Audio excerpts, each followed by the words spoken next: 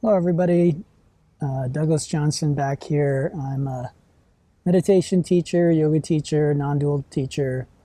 I'm also a certified Kiloby inquiry facilitator and an ordained minister.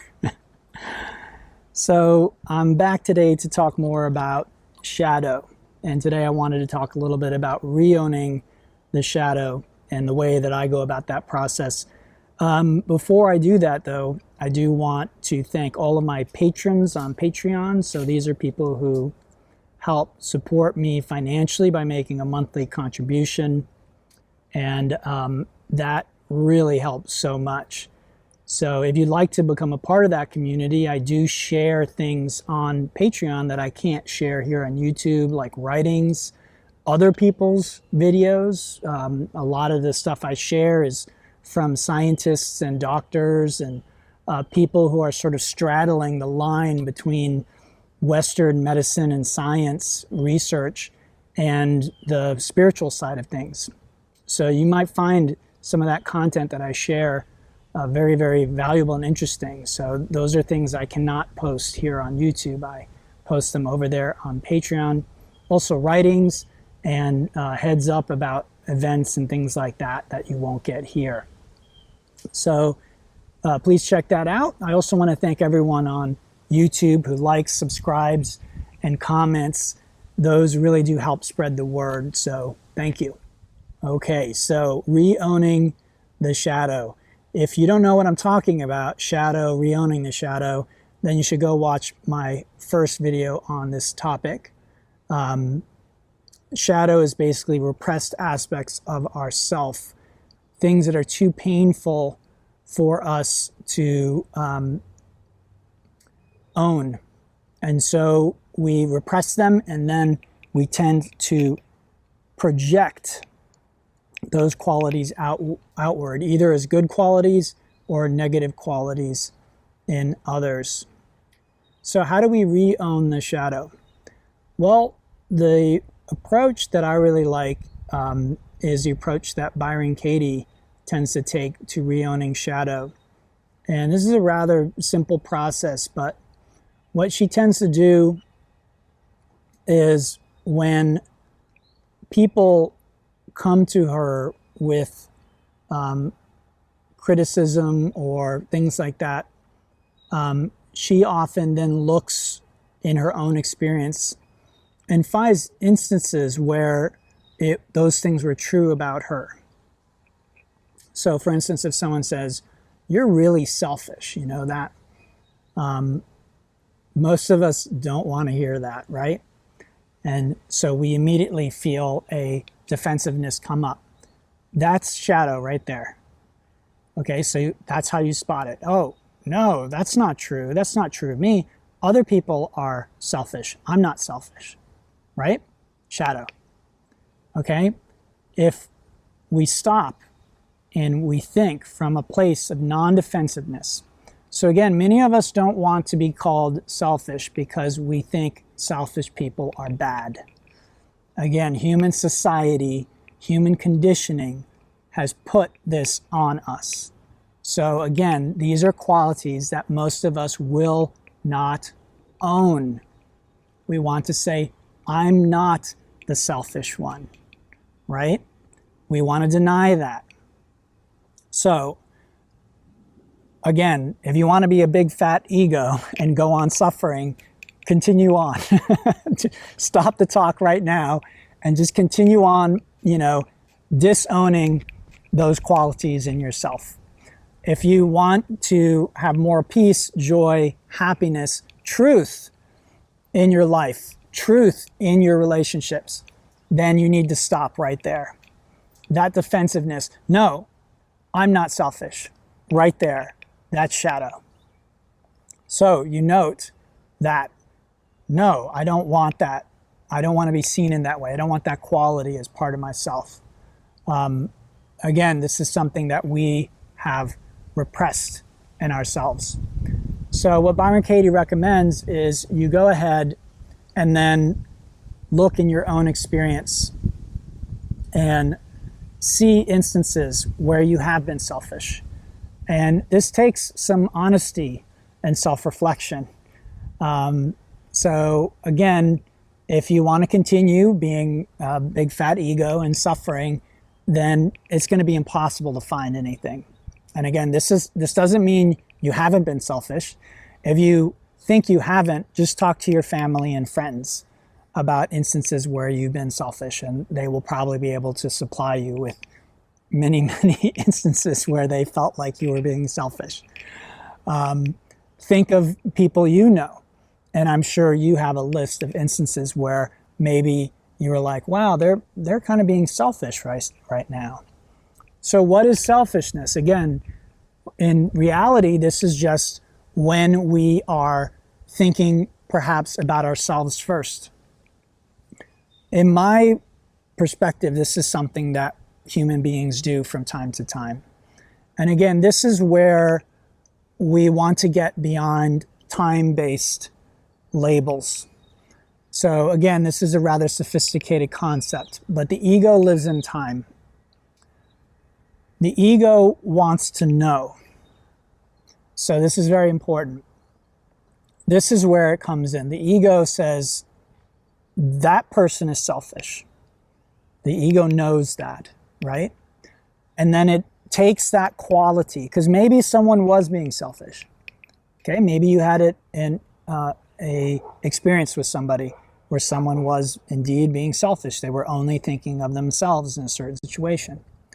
So the ego slaps the label on them, selfish, and then takes that quality and moves it forward throughout time.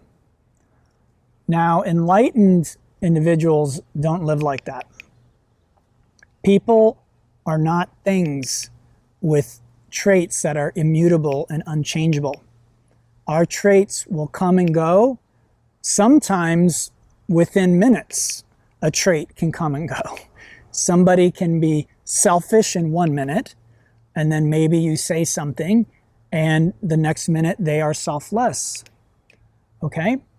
So again, this idea of being able to slap a label on someone, they are selfish, and then you know them, you know that they have that quality. This is a mistake from an enlightened perspective. For all we know, they could show up in the next minute completely different. Now, this doesn't mean that we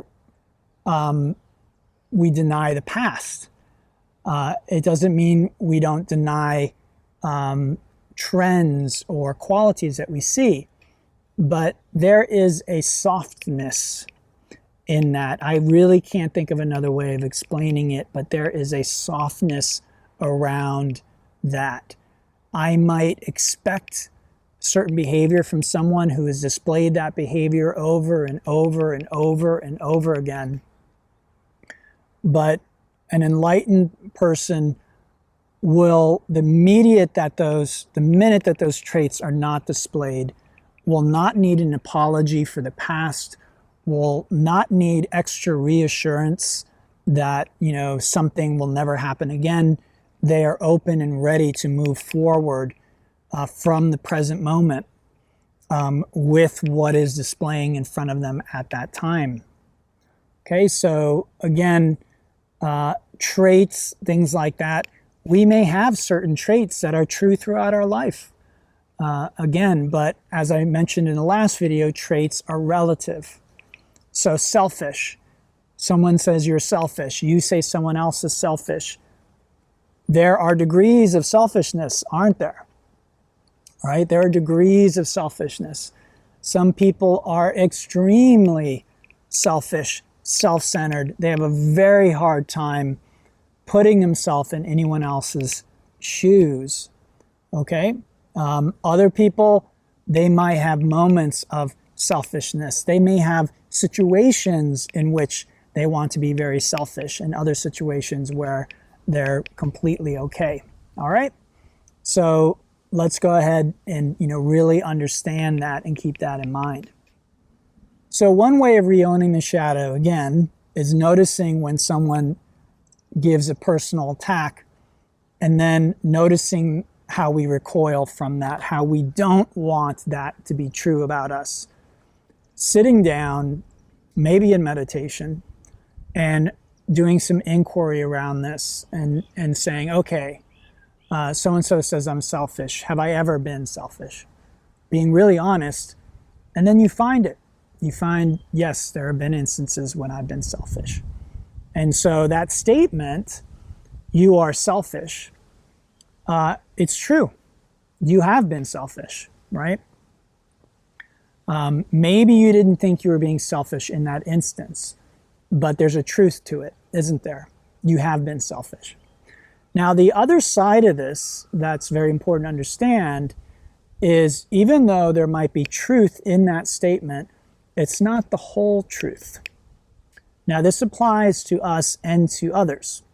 So again, when someone says I'm selfish and I re-own that shadow and I say, yes, I am selfish, I know there's truth in it, but I also know that's not the whole quality, the whole story.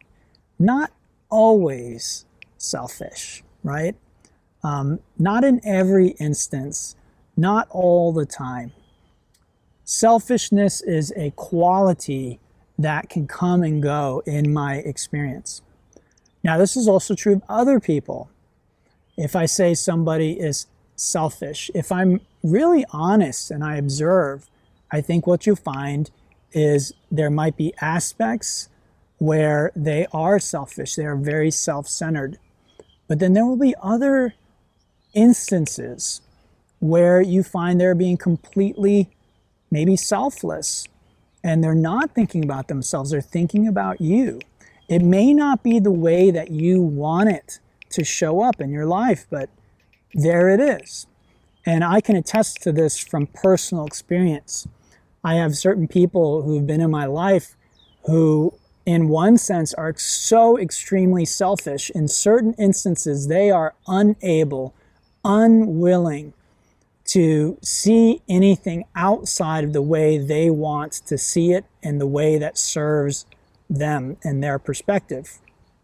At the same time, in other instances, they are extremely giving and they are extremely thoughtful and remember and do things that take a lot of thoughtfulness and a lot of selflessness. So again, that label, these people are selfish, that might be convenient. It might be a way of socially kind of expressing something to someone else. If they say, well, why don't you want to hang out with that person? You say, well, they're very selfish. Might be convenient, but as people on this path, people interested in truth and spirituality, we have to know that that's not the whole story. That's not actually true, ultimately, right? So this is a very important aspect.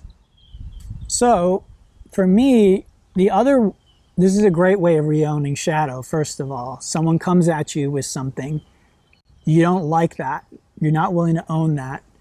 Well, you do inquiry around it until you can own it. If this is something difficult for you or you're confused, you don't know, what does that mean? Book a session with me and we can look at that together one-on-one. We can explore that aspect of shadow and how you are disowning and repressing those parts of yourself, because that's exactly what's going on. The other way that Byron Katie has you work with shadow is the Judge Your Neighbor worksheet and what she calls the turnarounds. And so basically the Judge Your Neighbor worksheet is this worksheet where you ask a few questions, type of inquiry, you ask a few questions, and then toward the end of it, you turn it around. So the questions, I think, are, is it true? Are you absolutely sure that it's true? Who would you be without that thought or that idea? And then who are you with that thought or idea? And then you turn some things around. So the turnarounds are really, really revealing. So you start by judging your neighbor, so to speak. You write, this is again shadow work at its best. You write all the things that they are doing, the other. What are they doing? What is Putin doing? What is Biden doing? What is Trump doing? What is your mother doing? What is your father doing? What are your kids doing? What is your boss doing, right? Think of all the nastiness out there. So you write it all down, and then you go through that process. Is it true? Again, as we've already explored, so-and-so is selfish. Is that really true? Again, in instances, it may be true.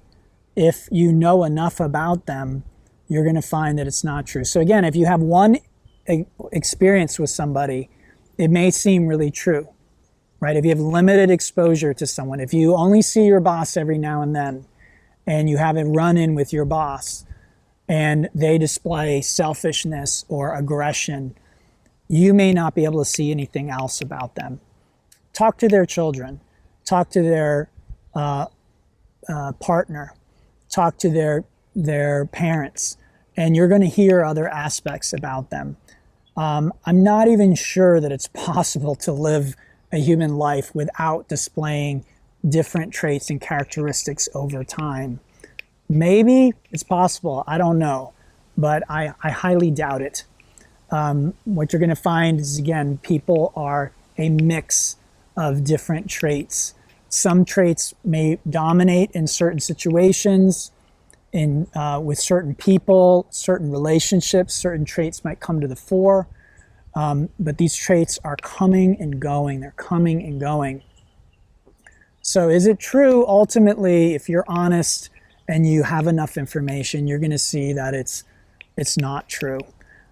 Again, the second question is, are you absolutely sure it's true? Because sometimes people just reflexively answer yes. I love that, because the Course in Miracles says that the ego always answers first. So usually when you're upset, when you're angry, when you're triggered, you ask a question, the ego is just going to come back and say, yes, so-and-so is an asshole. Yes, so-and-so is too aggressive. Yes. And again, the word too is showing the judgment there. Too aggressive. So-and-so is too passive. So-and-so is, whatever it might be. Whatever quality, trait you are trying to put on them. Again, what your ego is trying to do is to know something. It's trying to say, I know, I've got this person's number, and I'm going to develop strategies and means for handling and dealing with them. That's essentially what the ego is trying to do. Again, it's a survival strategy, and maybe there was a time in human history where that was the best way to approach relationships and things of this matter. Where we are on the planet right now, and with the development of human beings, I think this strategy is no longer serving us as a whole. I think we would just be better without it. So that's what this spiritual teaching is really about. So, is it true? Ego might say yes. Then we have to ask, are we absolutely sure that it's true? And then we say, okay, there was that time when they bought me this gift. It was really thoughtful.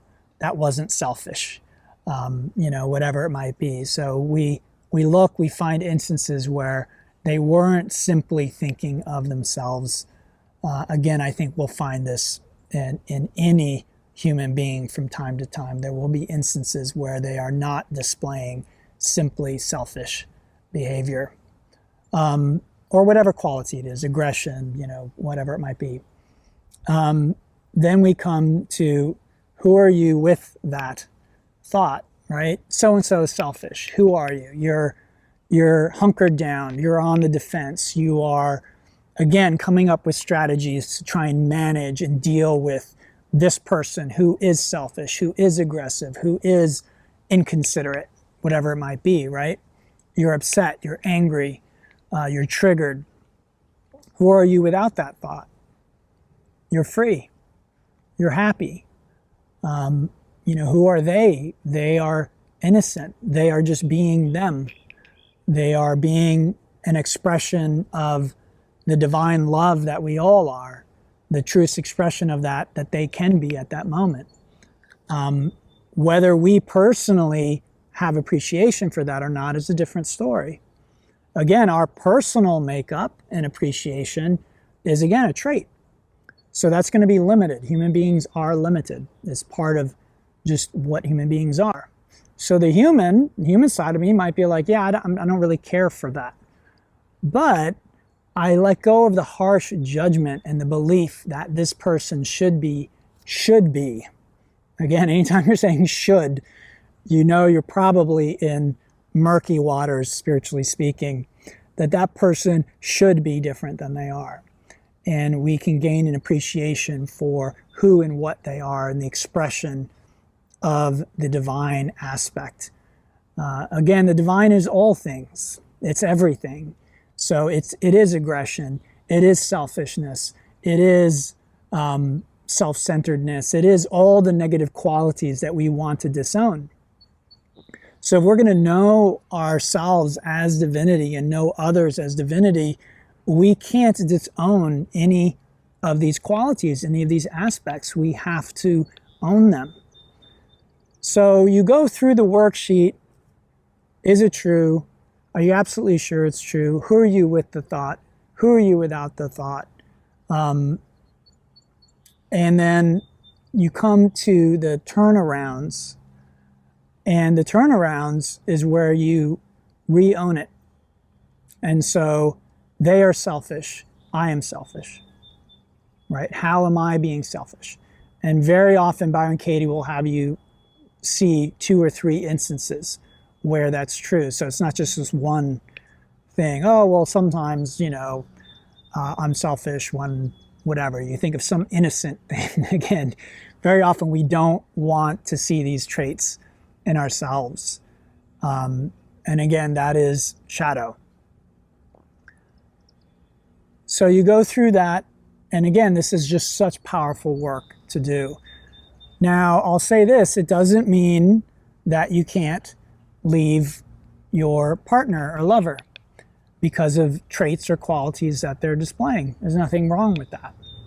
But you do it without the sense that they're actually deficient or that there's something wrong with them or that you somehow are justified in leaving.